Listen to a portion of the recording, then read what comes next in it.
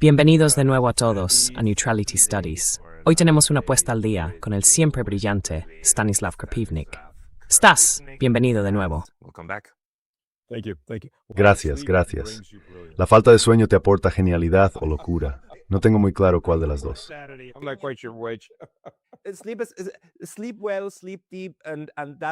Duerme bien, duerme profundamente, y eso también ayudará. Pero hoy queremos hablar primero de lo que está ocurriendo actualmente con Irán y esta nueva alianza suní de la que tanto oímos hablar. Turquía, Pakistán e Irán, Arabia Saudí, y después pasaremos a Rusia.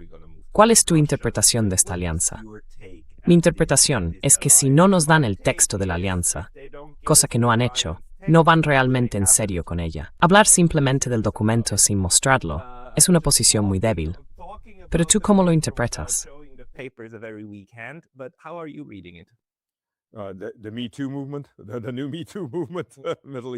El movimiento METO, el nuevo movimiento METO, la Organización del Tratado de Oriente Medio. Bueno, ha causado impacto, pero de nuevo tienes razón. Por ahora no tenemos más que comunicados de los ministerios de Exteriores y algo sobre un anuncio del tipo del artículo 5 de la OTAN. En primer lugar, el artículo 5 de la OTAN, lo que mucha gente ha entendido, un ataque contra uno es un ataque contra todos. Es cierto, eso está escrito ahí, y se activa el artículo 5. ¿Qué significa el artículo 5? Que tenemos consultas.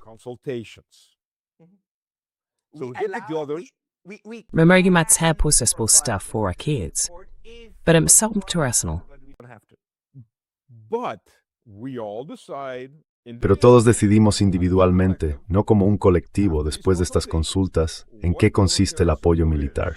Así que un país envía una división de tanques, otro país envía 10,000 cascos, y un tercero enciende velas y reza. Eso es apoyo, todo eso es apoyo. Pensamos en vosotros, rezamos por vosotros, y luego nos fuimos a casa. Eso es el artículo 5. Así que yo pensaba, vale, el artículo 5, todos van a atacar y a luchar. No, eso no está ahí. El artículo 4 neutral extranjeras permite la unión voluntarios dentro de la OTAN. Para dice el grupo de países de la OTAN puede formar una coalición e ir a atacar a alguien.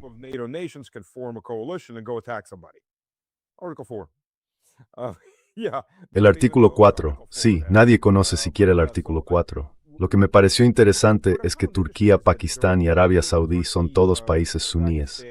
Así que automáticamente empiezas a pensar anti-Irán. Pero luego, cuando profundizas un poco más, ya sabes, de todos los países que podrían formar una alianza, no pensarías en estos tres. Y por lo que tengo entendido, se está formando, en primer lugar, con dinero saudí. Los saudíes siempre están pagando sumas muy grandes a Pakistán y a Turquía para que se sumen a esto. Así que es muy cuestionable hasta qué punto esto va en serio. Porque si tomas Pakistán como ejemplo, alrededor del 20% de su población es chií, lo que supone unos 40 millones de personas.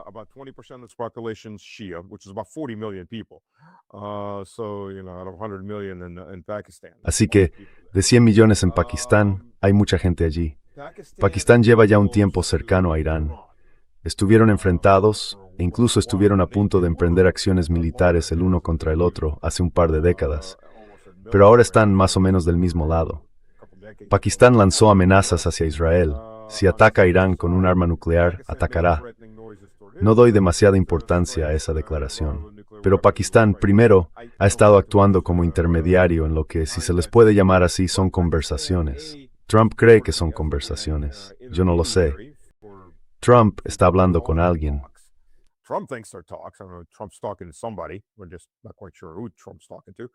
No tenemos muy claro con quién está hablando Trump. Quizá con una imagen de sí mismo y el diablo en un espejo, no lo sé. Pero básicamente se han reunido allí. Quiero decir, sí tuvieron conversaciones cara a cara previamente.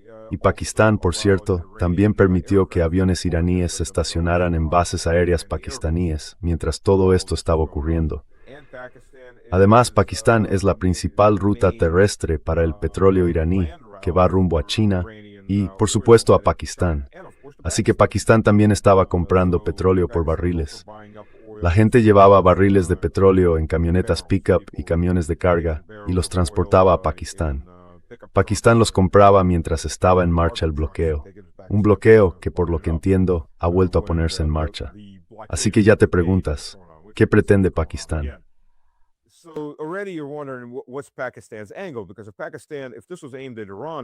Porque si esto iba dirigido contra Irán y Pakistán, empieza a tener problemas con Irán. No olvidemos que Pakistán mantiene una guerra intermitente con India y Afganistán. Así que si ahora tiene problemas con Irán, básicamente está rodeado de enemigos. Por tanto, convertir a Irán en un enemigo no le interesa a Pakistán en absoluto. No, al menos si el país no quiere dejar de existir a estas alturas. Porque si tiene que salir a defender a Arabia Saudí frente a Irán, créanme, Afganistán e India van a aprovechar esa oportunidad para saldar cuentas con Pakistán. Así que no están precisamente en un buen vecindario. Luego tenemos a Turquía. Bien, si Turquía se enfrenta a Irán, ¿qué tenemos? Turquía tiene un problema llamado los kurdos. Los kurdos son el 30% de la población. Es cierto que todos son suníes, igual que los suníes turcos, como los propios turcos.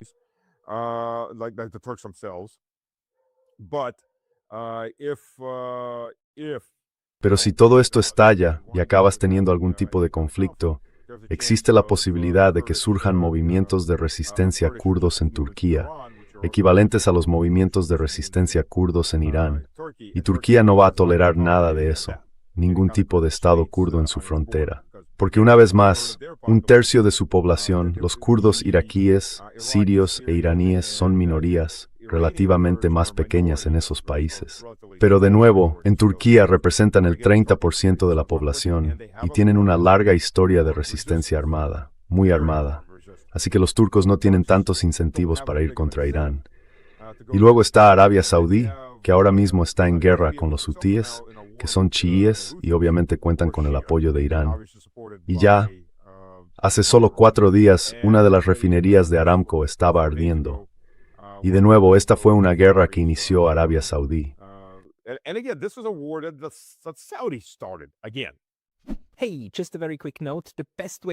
Oye, solo una nota muy rápida. La mejor forma de apoyar este canal es suscribiéndote a mi Substack gratuito. También puedes ayudar con una suscripción de pago allí o conseguir algunos de nuestros nuevos productos en neutralitystudies.com. Los enlaces están abajo. Nos vemos allí. Es una cosa realmente estúpida que hacer cuando ya estás en guerra con Irán. Quiero decir, es una de esas decisiones en las que de verdad me pregunto quién la tomó. Porque a mí también me pareció que ni siquiera los estadounidenses podían tener tanto interés en esto. Sigo sin entenderlo.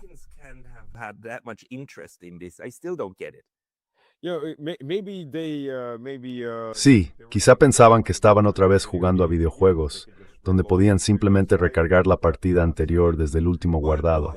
Pero la vida no funciona así. Al menos, hasta donde sabemos, la vida no funciona exactamente así. No puedes volver sin más al último punto de guardado. Así que sí, fue una decisión estúpida. Fue una decisión increíblemente estúpida. Cuando empezaron a atacar la pista de aterrizaje, cuando los líderes hutíes fueron al cortejo fúnebre de Jamenei. Sí, no entiendo esa mentalidad. De verdad que no entiendo por qué lo hicieron. Pero lo hicieron. Y ahora están en una guerra abierta. La última la perdieron.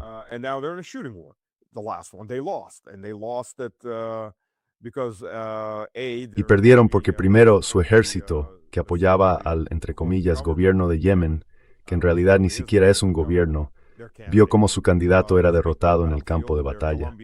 Los cadáveres de sus mercenarios colombianos estaban esparcidos por el sur de Yemen. Por alguna razón, los colombianos tienden a irse a morir en todos los conflictos que encuentran. Ahora es un orgullo nacional o una tradición nacional. Hay una guerra. Vamos a morir allí. No es la nuestra, pero ¿qué más da? Lo que ahora están haciendo en Ucrania en grandes cantidades. Y ya sabe, esto llegó al punto de que fueron a pedir la paz porque los yemeníes estaban disparando Tochka-U modificados. Los Tochka-U son antiguos misiles balísticos de la época soviética, de alrededor de los años 80.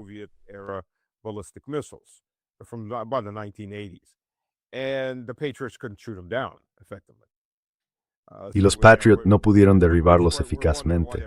Así que nos preguntamos por qué están teniendo tantos problemas con los misiles balísticos iraníes más modernos. Los PAC-3 no pudieron hacer frente a los antiguos Tochka-U, y Yemen atacaba a refinerías y otras infraestructuras. Y Arabia Saudí empezó a gritar, ¡Mamá! Tiraron la toalla y dijeron, hagamos la paz porque ya no podemos seguir con este juego. Y ahora han vuelto a empezar. Así que obviamente, no creo que Pakistán y Turquía vayan a correr a apoyar a Arabia Saudí en una guerra contra Yemen, que es un aliado directo de los hutíes, que controlan la mayor parte de Yemen y son de facto su gobierno, y que son aliados de Irán. También están intentando meter a Egipto, pero Egipto se mantiene un poco al margen.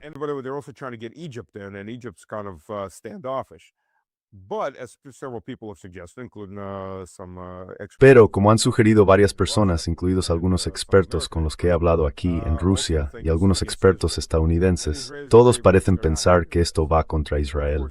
Y los israelíes ya han expresado que no están contentos con esto.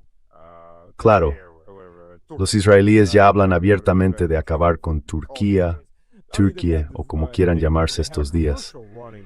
Quiero decir, emitieron en Israel un anuncio generado por IA, en el que aparecían los líderes de Hamas, Hezbollah y Khamenei en hands sentados con carstoes y tests miran sus números. Les toca ellos, se van para que les disparen.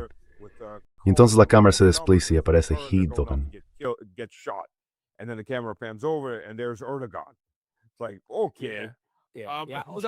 Es como, vale, aunque hay que decir, este es el mundo de las redes sociales.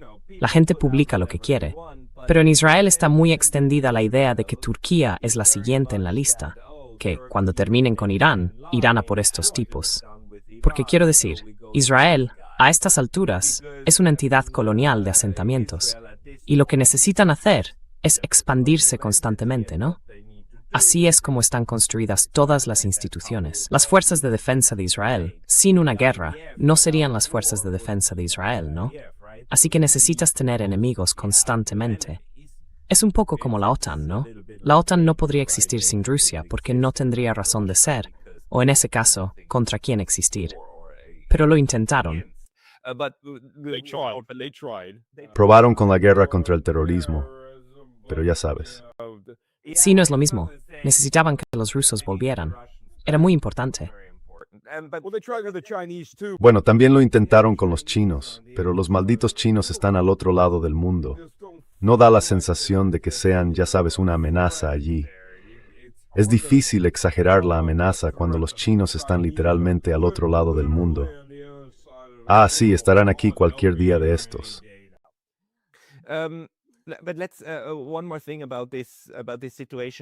Pero una cosa más sobre esta situación, porque ahora existe la tendencia a vincular la guerra de Irán con la guerra de Ucrania. Lo hemos visto en el Mar Caspio, donde Ucrania disparó contra barcos iraníes. ¿Podría ser este otro de esos vínculos? Porque Turquía debe de estar muy preocupada por lo que Rusia está haciendo en Odessa y en toda la parte norte del Mar Negro. Básicamente, si Rusia logra tomar Odessa y hacerse realmente con todas las instalaciones portuarias y demás, el Mar Negro se convierte, de hecho, en un lago ruso, con un punto de acceso turco. ¿Ve alguna relación con esto, al menos en la mente de Turquía? Algo como, quizá tengamos que reforzar un poco el apoyo de Asia Occidental para poder decirles de algún modo a los rusos, no podéis quedároslo todo para vosotros.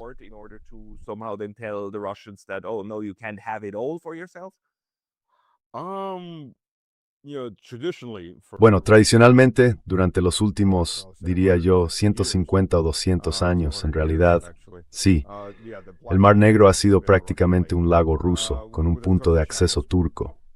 En los prolegómenos de la guerra de Crimea, todo empezó con una guerra ruso-turca, antes de que los británicos, los franceses y los sardos decidieran que realmente queríamos morir en masa por los turcos. Y lo hicieron, ganaron, pero fueron muchas victorias heroicas que, en realidad, no cambiaron nada. Pero todo empezó con la flota rusa exterminando a la flota turca, porque Rusia fue el primer país en empezar a usar proyectiles de cañón explosivos, en vez de simples bolas de cañón macizas de hierro. Esas simplemente atraviesan el otro lado y salen por el extremo contrario, o se quedan atascadas en algún sitio y matan a quien esté allí.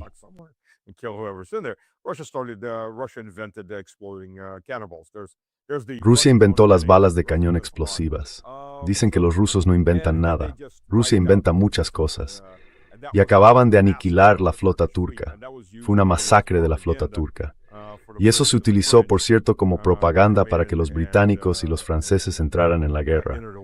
Y después de eso, el Mar Negro, en la práctica, tras la guerra de Crimea, a Rusia no se le permitió tener una flota durante 20 años y luego reconstruirla. Después de eso, fue prácticamente un lago ruso. Así que sí, los turcos no estaban contentos con eso, obviamente. Querían que fuera un lago turco. Y ya que estamos claro, sus barcos han sido atacados ahora por ambos bandos.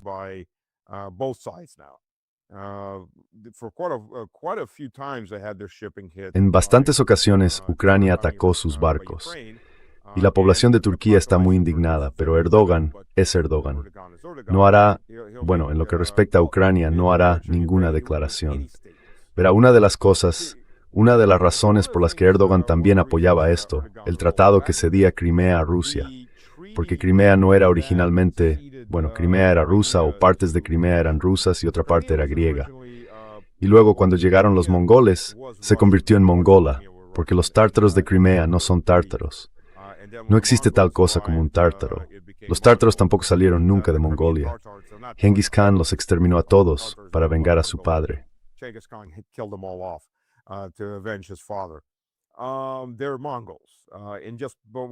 Son mongoles. Y justo cuando la Horda de Oro se desintegró, surgió el Kanato de Crimea. Y luego bajo Iván Grozny, Iván el Temido, no el terrible, el temido, el Kanato invadió e intentó aniquilar y conquistar Moscú. Llegaron bastante cerca de la ciudad. En la batalla de Molodi fueron aniquilados. Y había allí algunos jenízaros turcos, porque los turcos intentaban convertirlos en vasallos, y en aquel momento eran más o menos vasallos turcos. Después de eso, toda la nobleza fue aniquilada. La mayor parte de la clase guerrera fue aniquilada. Y Turquía convirtió al Kanato en vasallo, y luego simplemente lo convirtió en parte del Imperio Otomano.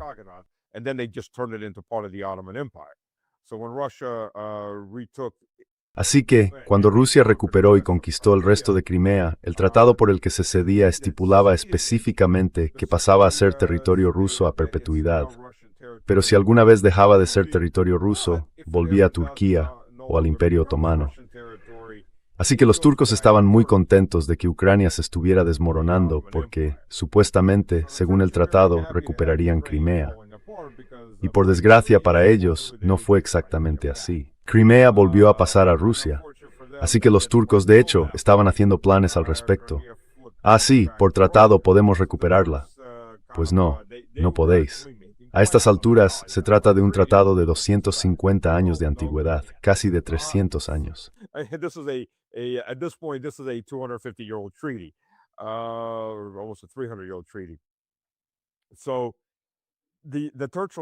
Así que los turcos están menos que contentos, claro. Y ahora Rusia ha escalado, después de los anunciados 40 días de máxima presión para obligar a Moscú a sentarse a la mesa del suicidio. Perdón, a la mesa de negociaciones. Ya saben, donde Moscú cometerá harakiri y el resto del gobierno saldrá a la Plaza Roja para pegarse un tiro. El sueño occidental. Una quimera, pero es el sueño occidental.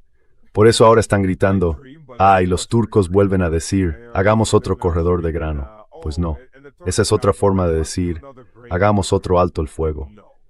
Igual que ahora están pidiendo un alto el fuego en el aire, un alto el fuego en el agua, un alto el fuego en todas partes.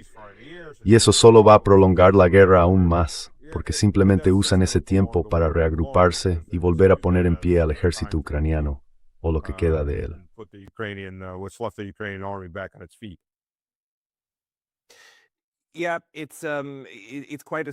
Sí, me resulta bastante asombroso, ¿sabes? Estas ideas que están saliendo ahora de Occidente, incluida, por supuesto, una tregua aérea o como la llamaran, una especie de armisticio en el cielo. Es como, sí, le estás pidiendo a la potencia que ahora mismo está ganando militarmente y de la que, por cierto, sigues fingiendo que está perdiendo, que deje de usar esa ventaja. ¿Pero por qué? Pero eso no es más que parte de la locura propagandística que hay en marcha. Para mí, lo más importante es que una vez más vemos cómo estos escenarios empiezan a conectarse. Y sobre todo, cómo la guerra de Ucrania, durante 4 años y medio, fue una guerra terrestre. Todo lo que ocurrió en alta mar fue algo menor. Quiero decir, incluso el hundimiento del Moskva. Básicamente lo hundieron en puerto, ¿no? Eso no fue una batalla naval.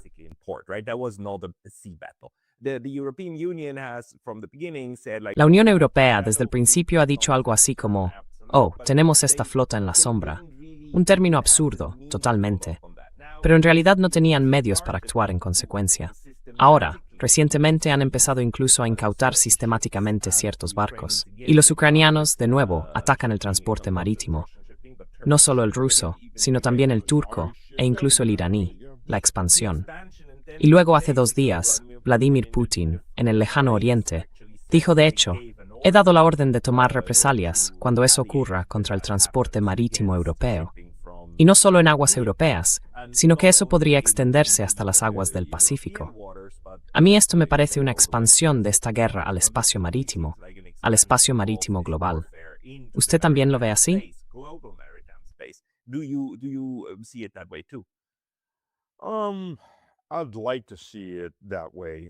Me gustaría verlo de esa manera, al menos para dar a la Unión Europea y a los países de la OTAN una pequeña dosis de su propia medicina y ver cuánto tiempo quieren seguir jugando a este juego. Pero no lo sé. Me lo creeré cuando lo vea. Lo diré así. Lo lamentable es que hablan mucho, pero hacen menos. ¿Te refieres al lado ruso, en realidad? ¿A que Rusia sigue conteniéndose al máximo y no está en modo de represalia? Se contiene menos que hace 2 meses. Y lo vemos porque Rusia escaló la situación y cerró los puertos. Han cerrado los puertos, destrucción sistemática de los puertos y ataques contra cualquier barco que entrara o saliera. Y hay 7 puertos que ha cerrado. No es solo Odessa. Está el puerto de Neusley, que está al norte de Odessa, Puerto Sur.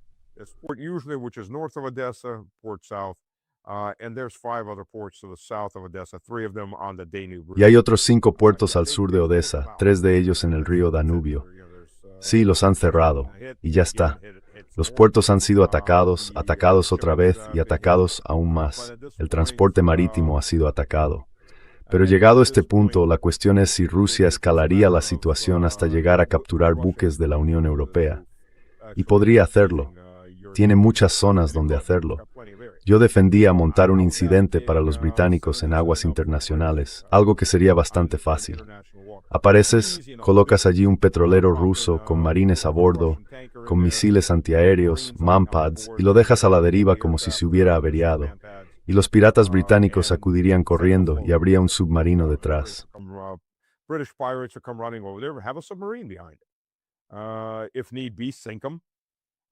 Si hace falta, hundidlos o tomadlos prisioneros en ese momento. Ya sabéis, rendíos o seréis hundidos, y hacedlo. Decid que son piratas británicos y ved qué hace entonces el gobierno británico. Porque la Marina británica es un chiste. Quiero decir, ya no es la reina de los mares. Apenas es la reina de un charco. La mayor parte de su flota está averiada. La inmensa mayoría de la poca flota que tienen está averiada. Vimos un destructor que salió para apoyar a Donald Trump y se averió en el Canal de la Mancha. A estas alturas, están usando patrulleras y helicópteros para apresar barcos. Es piratería absoluta porque están en aguas internacionales. Así que montad un incidente y llevadlo hasta sus últimas consecuencias.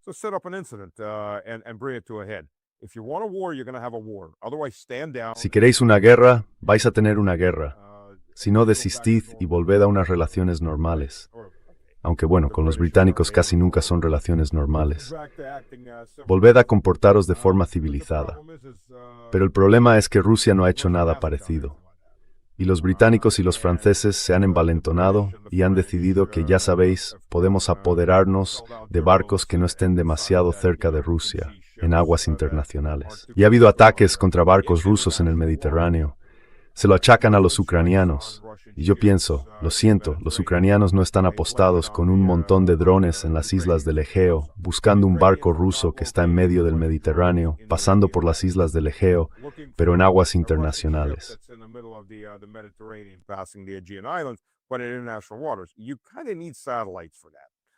Para eso hacen falta satélites, imágenes por satélite e imágenes satelitales en directo para localizar dónde está ese barco y dirigir los drones hasta allí.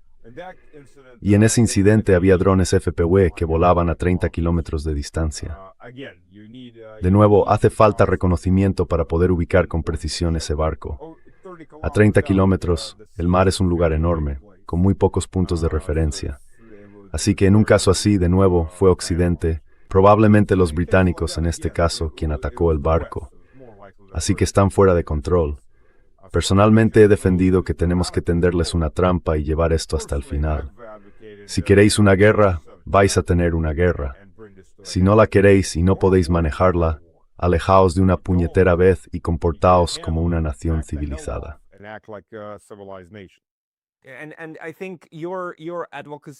Y creo que su defensa de esa postura dentro de Rusia probablemente está ganando fuerza ahora mismo.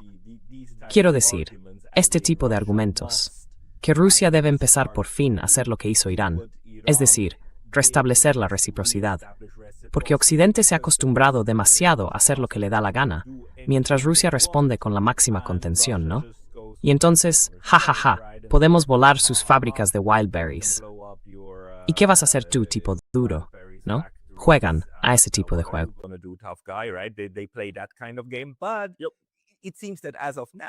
Pero parece que por ahora, a fecha de agosto de 2026, la decisión del alto mando en las más altas esferas, que incluyen, por supuesto, el despacho de Vladimir Putin, es algo así como, no vamos a picar el anzuelo, no vamos a dejarnos provocar.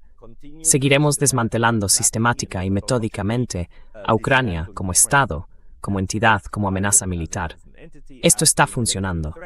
Estamos cada vez más cerca de consolidar el Donbass. Estamos cada vez más cerca de erradicar realmente cualquier posibilidad de amenaza procedente de allí. No vamos a expandirnos ni hacia el corazón de Europa, ni en este caso, siquiera hacia el espacio marítimo.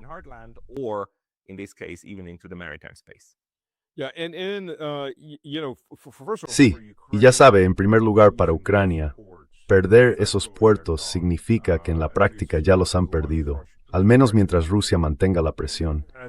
Y ahora mismo perder esos puertos supone $50.000 millones menos para la economía, una cantidad que los europeos van a tener que compensar. Es mucho grano que no está saliendo. Son muchas armas que no están saliendo, armas estadounidenses. Son muchas armas que no están entrando.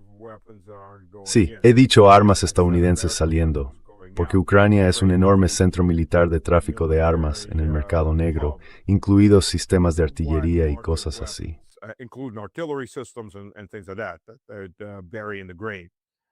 Están enterrando el grano mientras sale del país. Y créame, quiero decir, la gente del Pentágono está recibiendo comisiones de esto. No son tan ignorantes como para que piezas de artillería desaparezcan y aparezcan en otros países, pero es un buen centro de operaciones. Ucrania es un centro para las drogas, es un centro para los órganos del mercado negro, es un centro para la pornografía infantil, para la pederastia, y de nuevo, los órganos. Básicamente, es un centro para todo lo que es malvado. En eso han convertido a Ucrania.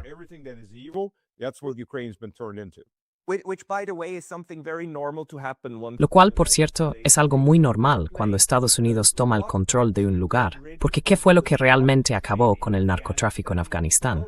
Ah, sí, que volvieron los talibanes. 20 años, ya sabes, opio por todas partes. Y luego vuelven los talibanes y cortan eso de raíz inmediatamente. Es bastante demencial. También está la obsesión occidental, ya sabes, con las drogas y con usar este tipo de puestos avanzados como lugares para blanquear dinero. Es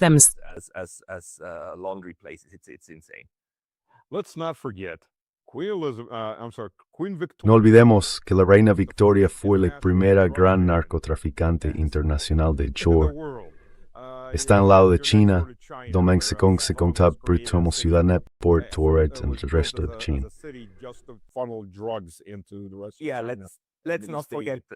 Sí, no olvidemos que los británicos libraron 2 guerras con China por su derecho a vender drogas en China, y ganaron ambas. Bueno, el problema de los chinos es que son comerciantes. Son una sociedad mercantil, no una sociedad militar. Así que aunque en aquel momento China era la mayor economía del mundo, eso caló. Y después de la Segunda Guerra del Opio, en 20 años perdieron el 50% de su PIB. Quiero decir, es un colapso demencial de una sociedad, porque no fue solo un colapso económico. Fue un colapso económico asentado sobre un colapso social. El colapso social fue el consumo masivo de drogas, el consumo masivo de heroína que los británicos introducían story stealing tremendamente increíble. That the British were pumping in with just incredible speed. Yeah, and volume. and you know, it's always the same pattern. Y ya sabes, siempre se repite el mismo patrón. Luego miras cómo se representaban en Occidente esas casas de opio, y la imagen que te transmiten es algo así como, esos chinos tontos, adictos a las drogas, ya sabes, son responsables de su propia desaparición. Pero ese es el juego. Occidente entra, mata, masacra a la gente, y luego les culpa a ellos de desaparecer. Igual que, sí, los tontos norteamericanos que murieron de gripe, tontos norteamericanos. Y luego, por suerte, había una tierra sin pueblo para un pueblo sin tierra, ¿verdad? There was a land without a people for a people without a land, right? Well, there was the 1881. Bueno, estuvo la decisión del Congreso sobre la cuestión india de 1881. Creo que fue en 1881. Los indios que salían de la reserva o se negaban a ir a la reserva, y normalmente salían de la reserva porque se suponía que el gobierno federal tenía que alimentarlos. Les daban carne podrida o no les daban nada, así que tenían que ir a cazar. Ir a cazar era un acto de guerra. La solución eran balas para los guerreros y el sable para las mujeres y los niños. ¿Para qué gastar balas? Así es como se consigue una tierra vacía. Es una de las maneras de conseguir una tierra vacía, masacrando a la población. Slaughtering the population. Yeah, I just brought that up in order to remind us all. Sí, lo he mencionado solo para recordarnos a todos cómo libra Occidente sus guerras, ¿no? Y cómo Occidente crea después los relatos que crea en torno a las víctimas. Por suerte, de vez en cuando hay gente que se recupera. Por suerte, la mayor parte de Asia se recuperó y expulsó a Occidente. Pero ahora estamos en un punto en el que también Rusia e Irán estamos otra vez ante este choque. Y tu crítica sigue siendo que Rusia no está interviniendo con la suficiente contundencia. ¿Pero qué piensas? ¿Crees que podría hacerlo? No es que no tenga capacidad, pero, una vez que las cosas se ponen en marcha, la operación militar especial sigue siendo una operación militar y está concebida y planificada de esa manera. Y sabemos lo metódicos que son los rusos, ¿no? Quiero decir, si decidieran cambiar eso, probablemente llevaría un tiempo hacerlo bien, ¿verdad? If it was to be done properly, wouldn't it? Yeah, it would, but I think there's Sí, lo haría, pero creo que hay planes de contingencia. La mayoría de los ejércitos y el enfoque ruso sobre el arte de la guerra entienden la guerra como una ciencia. Así que puedo garantizar que existen planes de contingencia, y más de unos pocos, para cualquiera de estas situaciones. Eso es lo que hace cualquier Estado Mayor. Quiero decir, miren, la gente se reía cuando se enteró de que Estados Unidos, el Pentágono, tenía planes de contingencia para invasiones alienígenas y brotes de zombies. Suena gracioso, pero en realidad lo que están haciendo es una lluvia de ideas. Es para mantener a la gente, ya saben, para mantener el cerebro humano activo. Tienen tiempo extra. Vamos a plantear algunos escenarios ridículos. Pero ¿qué harías para mantener el orden o para sobrevivir a eso? Hace que la gente piense. Así que, incluso si tomas el escenario más absurdo, un brote de zombies, ¿vale? ¿Cómo lo gestionarías? Okay, but how would you handle that? And that actually is a planning mechanism to get people thinking. Y eso en realidad es un mecanismo de planificación para hacer que la gente piense incluso en las situaciones más absurdas. Así que todos los estados mayores elaboran planes sobre cómo combatir contra todos los países de alrededor, en general. Puede que sea un plan muy poco concreto, pero es algo que hacen. Así es como funcionan las operaciones militares. Y cuando estás en una operación militar real, seguro que se están elaborando planes de contingencia para todo, especialmente con el enfoque ruso. Rusia también está desmantelando Ucrania desde dentro.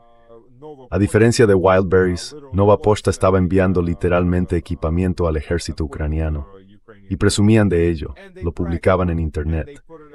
No estoy hablando de que, ya sabes, una familia compre un chaleco antibalas para su hijo y lo envíe a través de Nova Pošta.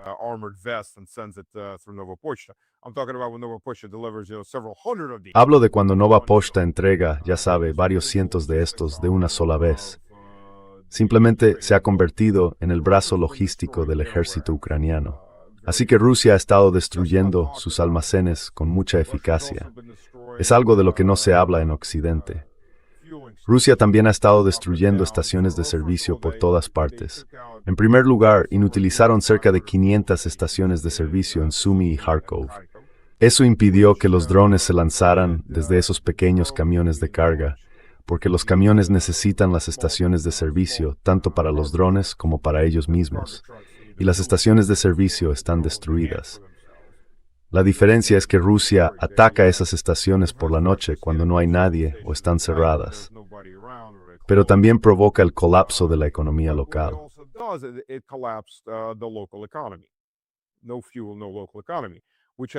Sin combustible no hay economía local, lo que tiene la ventaja y el efecto de obligar a la gente a irse.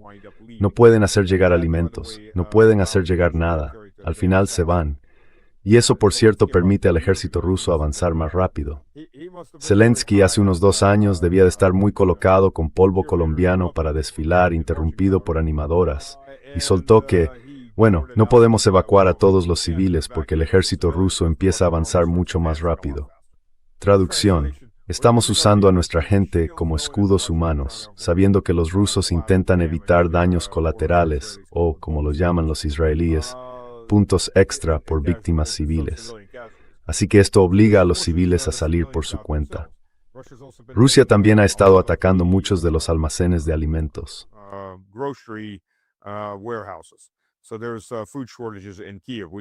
Así que hay escasez de alimentos en Kiev, lo que una vez más obliga a la gente a irse y despeja el campo de batalla de civiles. No hay comida, no hay combustible, la gente se marcha. Eso deja solo a los soldados ucranianos, de los que hay que ocuparse. Hace la vida mucho más fácil de una forma u otra. Y de nuevo, Rusia podría haber hecho esto hace mucho tiempo. Decidió no hacerlo. Pero después de los 40 días de ataques en profundidad de Marco Rubio para escalar y luego desescalar, obligando a Rusia a negociar en la mesa, primero, no desescaló. Segundo, no sacó a la gente ni a las empresas a las calles contra el gobierno. Todo lo contrario, es de lo mejor que se puede hacer para el reclutamiento, porque con cada uno de estos ataques terroristas se dispara el número de voluntarios para el ejército.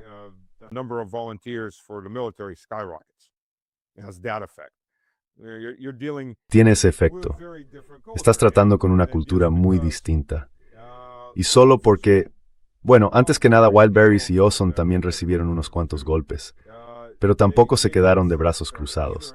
Simplemente volvieron a su modelo logístico original, el de almacenes pequeños y dispersos, anterior a cuando empezaron a construir esos enormes almacenes centralizados. Quiero decir, llevan mucho tiempo funcionando, así que simplemente regresaron a esos almacenes dispersos. Y ya sabes, hace 10 días, cuando volvíamos en coche desde el Krai de Krasnodar, desde Anapa, en el Mar Negro, había camiones de Wildberries por todas partes. Sí. Puede que tengas que esperar un día más para recibir tu crema facial de baba de babosa marina. Es increíble lo que se ponen las mujeres en la cara. Literalmente existe algo así. Me lo estoy inventando. Que no se ofendan las babosas marinas, son criaturas importantes. Pero al parecer, su mucosidad tiene, o se ha comercializado como si tuviera, propiedades beneficiosas. Puede que sí. Puede que no. Pero es buen marketing.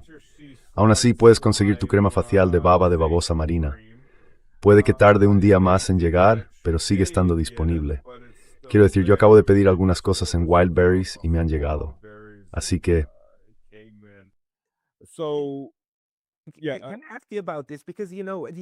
Puedo preguntarte sobre esto. Porque ya sabes, también estaba esta selección de objetivos. Primero, las refinerías de petróleo y las instalaciones de producción de energía. Y luego, estos almacenes y demás. Se podía ver cómo buscaban nuevos objetivos. Y en nuestra comunidad, más o menos todos estamos de acuerdo en que probablemente la decisión sobre qué se atacaría se tomó en algún lugar de Wiesbaden, ¿no? Exactamente. ¿No revela eso algo? Ya sabes, para mí, lo mejor que puede hacer Occidente es usar siempre esta psicología inversa, porque no pueden, no tienen la capacidad de intentar entender cómo funcionan realmente los rusos, los iraníes o los chinos. How the Russians or the Iranians or the Chinese actually work. So what they do is they imagine themselves being Así que lo que hacen es imaginarse a sí mismos en Rusia, a sí mismos en Irán, y pensar qué les haría claudicar. Pues que alguien atacara a Amazon, ¿no? Porque entonces la población se rebelaría, ¿verdad? En cierto sentido, no están proporcionando ya el manual exacto de lo que debería hacer el otro bando si alguna vez quisiera librar una guerra real contra Occidente. Es que, sencillamente, me parece una admisión de que nosotros, de que Occidente, no podría soportar políticamente ningún tipo de alteración de su suministro de bienes de consumo.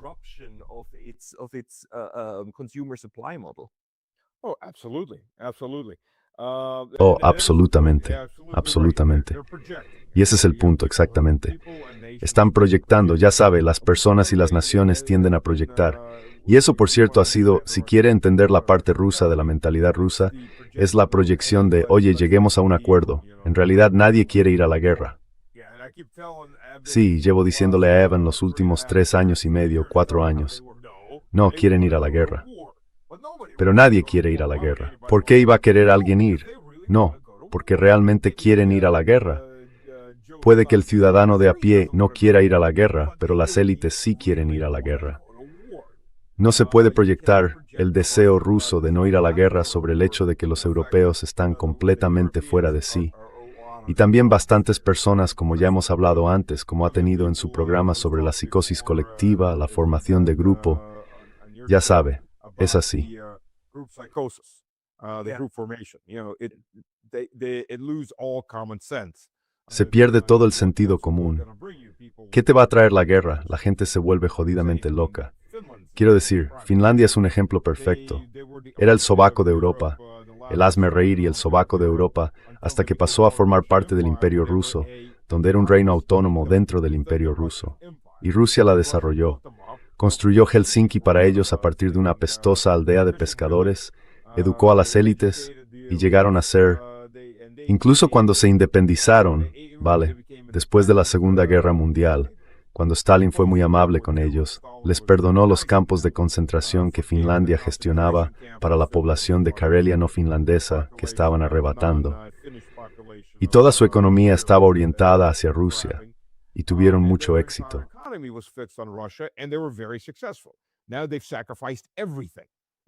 Ahora lo han sacrificado todo, incluida toda su economía.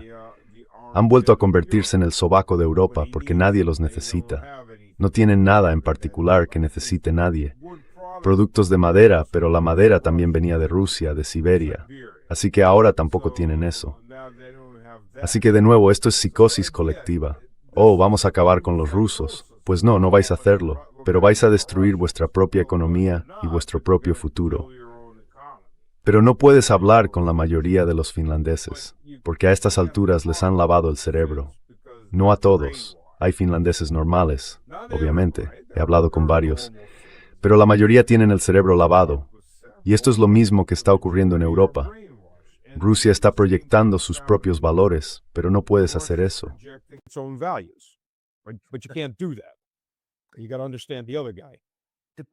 Hay que entender al otro. El lavado de cerebro es bastante fascinante, la verdad, y también cómo funciona a un nivel bastante profundo.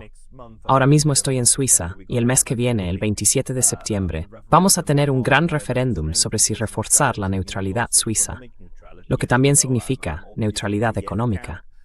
¿Sí o no? Obviamente, yo estoy en el bando del sí. Y ahora mismo, esto se está calentando y todos los que están en contra están saliendo en Twitter y tuiteando sobre ello.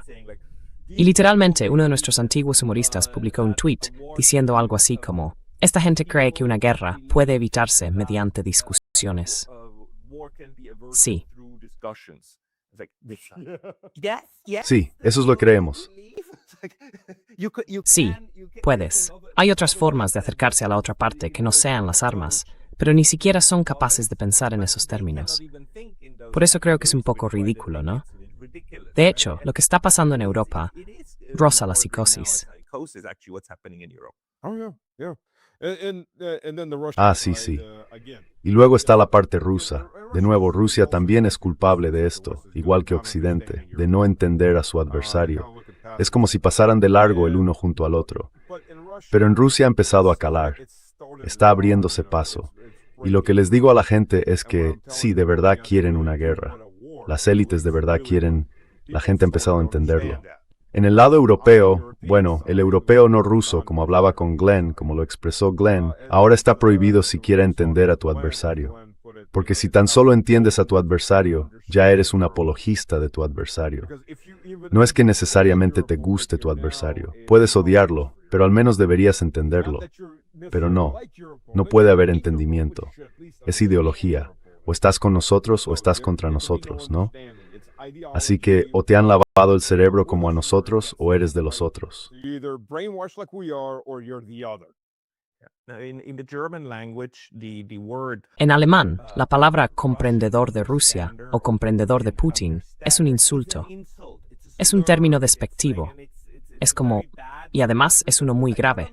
Y todo el mundo decía, no, yo no comprendo. Pero lo que se considera bueno es tener expertos. Y los expertos en Rusia te dirán lo malvada que es el alma rusa y que solo entienden la violencia y que por tanto tenemos que usar la violencia. Si no, cualquiera que diga otra cosa es un comprendedor. Anyone who says something else is an understander. It's good. Yeah, there's a Russian saying, the Germans Sí, hay un dicho ruso, que los alemanes nos deben, no por lo que hicieron en la Unión Soviética, sino por lo que nosotros no hicimos en Alemania. Porque, literalmente, en 1945, el Ejército Rojo podría haber exterminado a toda la nación alemana. Nadie habría dicho una palabra. Quiero decir, los estadounidenses debatían literalmente en la prensa, en los periódicos, en 1943, exterminar a los alemanes. Había un debate encarnizado sobre borrar por completo a los alemanes, porque habían iniciado 2 guerras mundiales. En realidad, la Primera Guerra Mundial la iniciaron. Los británicos tuvieron un papel muy importante en que empezara, pero eso es aparte. Pero ya sabes, iniciaron 2 guerras mundiales, así que tenemos que exterminarlos. Nadie puede convivir con ellos.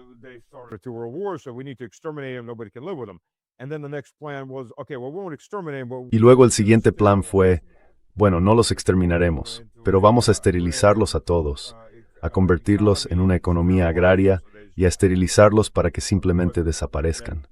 Pero eso parece estar ocurriendo de todos modos, por otras razones, solo que, ya sabes, 80 años después. Pero esa es la cuestión. El Ejército Rojo entró y empezó a alimentar a la gente, dijeran los insultos que dijeran sobre el Ejército Rojo. Ya sabes, el primer día de la batalla de Berlín, por poner un ejemplo, en las manzanas que ya habían sido liberadas por el Ejército Rojo, o liberadas, conquistadas por el Ejército Rojo, pusieron en marcha comedores populares. Podrían simplemente haber avanzado y haber fusilado a toda la población. Y en lugar de eso pusieron en marcha comedores populares. Ya sabes, 2 manzanas más abajo todavía se está combatiendo. Pero sí, esos son los animales salvajes que vienen hacia aquí, esa mentalidad.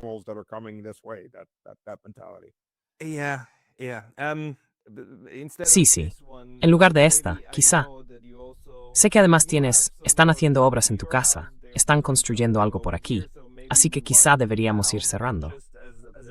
Pero, como última pregunta, ¿qué esperas de aquí a los próximos durante el verano, básicamente hasta finales de agosto? Da la impresión de que esta ofensiva de verano que iniciaron los rusos, quiero decir, lo que logre hacer en las próximas 5 o 6 semanas tendrá que llegar, de algún modo, a su conclusión, ¿no? Porque el tiempo volverá a cambiar. ¿Cuáles son tus expectativas? ¿Cuáles son sus objetivos? ¿Consolidar el Donbass? ¿Sigue siendo realista antes de que termine el verano?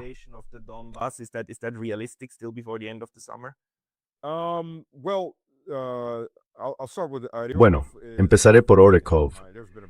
Está tomada a medias. Ha habido un gran avance, así que Orekov está tomada a medias.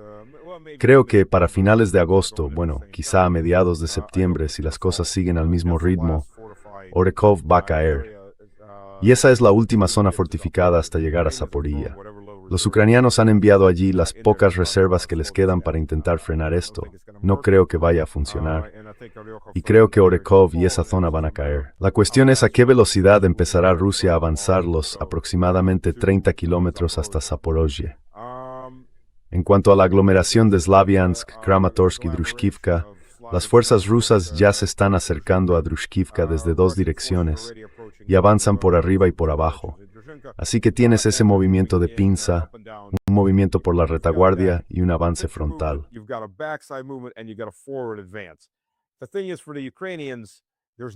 La cuestión es que para los ucranianos no hay ningún lugar al que replegarse, salvo campos abiertos. Y cuando empiecen las lluvias, ya sabe, en la segunda mitad de septiembre, quizá a principios de octubre, varía de un año a otro, pero cuando empiecen las lluvias intensas, cualquiera que esté en esas tres ciudades tendrá una de dos opciones: morir donde está o rendirse. No hay posibilidad de replegarse. No hay ningún sitio al que replegarse. Son campos abiertos, con algunos pueblos pequeños, sin preparar, y algunas trincheras que han excavado aquí y allá, pero que en realidad no constituyen una línea defensiva que valga para nada. Y no se puede entrar ni salir. De verdad, no se puede entrar ni salir, porque esos campos están bajo control de la aviación, los drones y la artillería pesada, especialmente la artillería de cohetes. Así que si intentas entrar o salir, te detectan y luego te destruyen.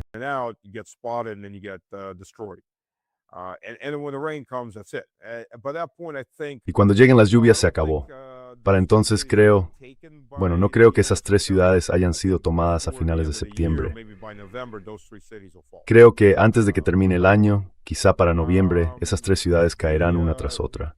La provincia de Kharkov, en el noreste, ya está, la parte más nororiental ya está en una bolsa y se está formando una segunda bolsa.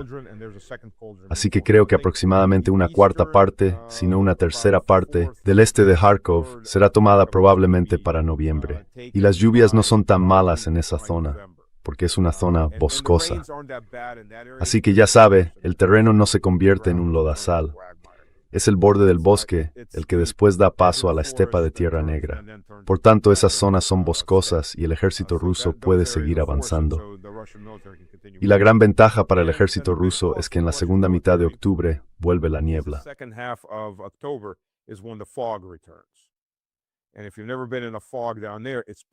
Y si nunca has estado allí abajo con niebla, es una niebla espesísima. Y gracias a la navegación por satélite, aún puedes orientarte y saber en qué dirección te mueves dentro de la niebla. ¿Y sabes qué no vuela con niebla? Los drones no vuelan con niebla. Los drones no vuelan con lluvia. Así que, a su manera, cuando empeora el tiempo, el ejército ruso puede avanzar mucho más rápido por tierra, porque los drones no vuelan. Y allí los drones son bastante pequeños. Han intentado compensarlo todo con drones, incluida la infantería, de la que se están quedando sin efectivos. Así que, cuando los drones no pueden volar, la infantería rusa puede avanzar mucho más rápido. Rusia tiene artillería, tiene todo lo que necesita frente a unas fuerzas ucranianas muy mermadas. No era consciente de eso. Es interesante. Los drones son vulnerables a la niebla y a la lluvia. Son básicamente armas para cuando hace buen tiempo. Y son vulnerables al viento fuerte. Quiero decir, los drones, hablamos de cuadricópteros y octodrones, no son tan estables. Ese es uno de sus puntos débiles. Con viento fuerte, si hay vientos de temporal, no vuelan bien. Ya sabe, la mayoría de las aeronaves ligeras no vuelan. Los helicópteros no vuelan con vientos fuertes, y mucho menos un dron de plástico. Cuando llueve mucho, los drones no vuelan bajo la lluvia. Y de nuevo con niebla, quiero decir, pueden volar con niebla. Ninestep territveg nerals, it said nadering. Lichlo etzalamos aquí dejo de specificar 1 o 2 metros. Quizá 3 metros, sayur nauer metskater. Maybe 3 meters if it's a lighter fog. You're not going to launch drones because you're not going to see anything. No vas a lanzar drones porque no vas a ver nada. Si el dron vuela a 5 metros de altura, no vas a ver nada en el suelo. Solo será una capa blanca. Se vuelve algo completamente inútil. Puedes volar por encima de la niebla, pero de nuevo tampoco sirve de nada porque no sabes qué hay dentro de la niebla. Y es entonces cuando las fuerzas rusas empiezan a moverse mucho más rápido. Lo vimos cuando cayó Kupiansk. Una parte muy grande de Kupiansk cayó con una niebla intensa. Las fuerzas rusas dijeron, no hay drones, vale, vamos.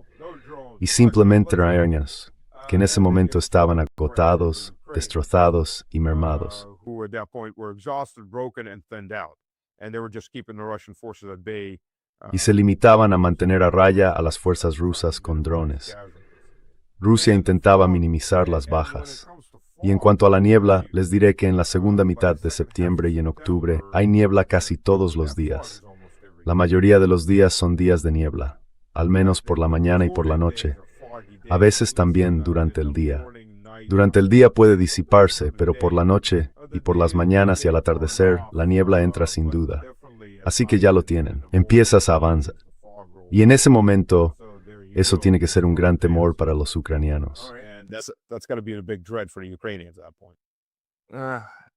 I just wish it Ojalá se acabara. okay. Pero bueno, los próximos meses no pintan bien para ese escenario. Y tenemos que ir poniendo fin a esto. Sé que también se está trabajando en la otra parte. On your end too. So people want to find you, they should of course go to your own YouTube channel. Así que si la gente quiere encontrarte, debería ir, por supuesto, a tu propio canal de YouTube, Mr. Slavic Man, todo junto, Slavic con K. En X es Stanislav Krapivnik, no nos cabía el nombre entero. Y en Telegram, el ruso es Stas Bati, el inglés es Stas Was There, y Zemek Gorenich es mi Substack, que ahora mismo estoy usando principalmente. No he escrito tanto como debería, ni siquiera aproximadamente tanto, pero lo he estado usando como archivo para mis vídeos de YouTube. For my videos from YouTube. Also, You just never know. everybody, if Nunca se sabe.